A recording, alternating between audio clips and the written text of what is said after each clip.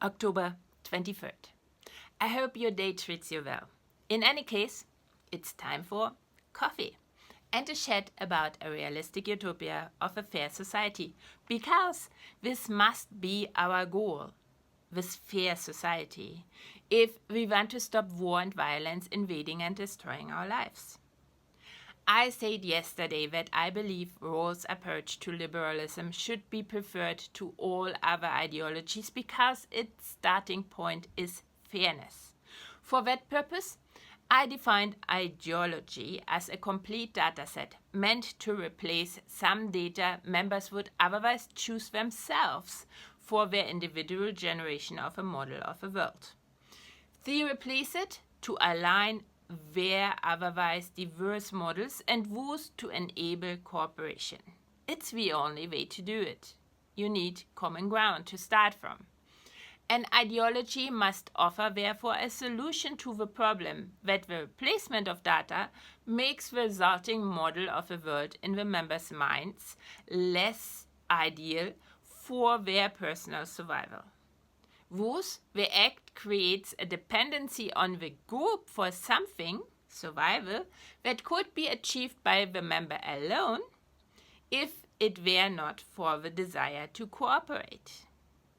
And every member desires to cooperate out of many reasons, but there's one motive all humans share. So all humans desire to cooperate because only cooperation offsets the high risk of conducting searches in a random fashion.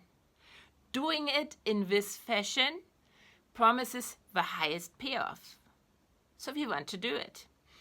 The rules, structures, and definitions entailed in the replacement dataset therefore must explain how either every member of a corporation down to the least advantaged experiences a sustained increase in their ability to execute random searches because they use this dataset, or how they cause the people who want this dataset used, how they cause and force at least some members who are not willing to align their models of a world with a dataset despite the fact that doing so puts them in a worse position than they could be in when not cooperating at all.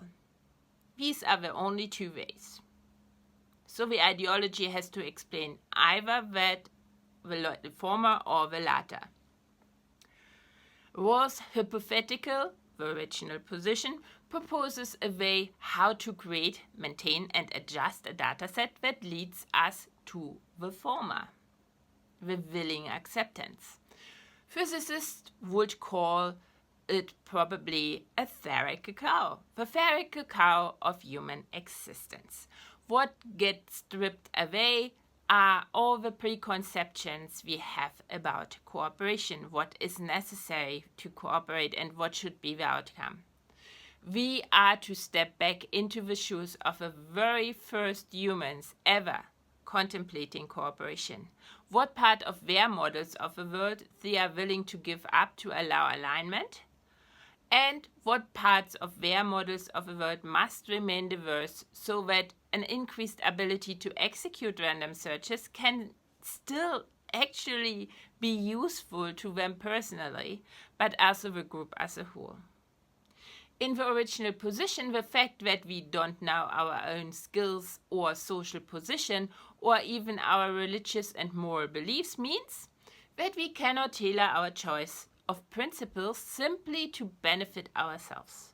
It also gives us a glimpse of how much there is to explore actually. Of course, we are not really in the original position and will never be able to put ourselves into it, because we are products of a society we are born and raised in. So even when we agree that we should approach these kinds of issues impartially, all our ideas are shaped already by all the rules, structures, and definitions that simply living in our society has taught us, had drilled into us, the 98% of all our thinking that happens unconsciously, the 98% of all our world generation that happens unconsciously. But here again, the original position and the peer reviews of our unconscious, the debates and conversations we have, can keep the theorical cow theorical. The peeling off of preconceptions about cooperation restricts the reasons we are able to offer for and against different principles. For example, we cannot just say that cooperation needs hierarchies and structures for enforcement. We go back to the first position and we realize, well, there might be a way to do it without all that. Just by giving the people what they expect out of a cooperation.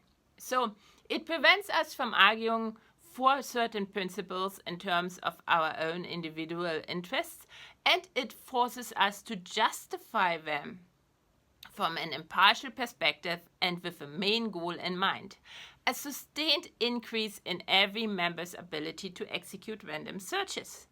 It's what it all comes back to. We put ourselves in a dependency to the group for just that reason. Other reasons too, but every one of us shares this one reason. And that's why this approach by rules to compile, maintain and adjust a shared replacement dataset and an ideology accepted by all and its results stands out from all the others. Any thoughts? Tell me, tell all. Start this debate, this conversation. For me, this is all I had to say today.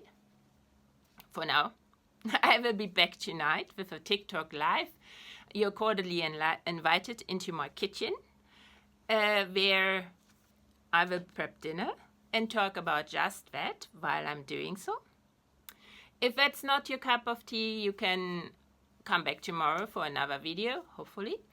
Or, as always, I post all my the transcripts of my videos on my blog, Hyperobject Mind, for you to read.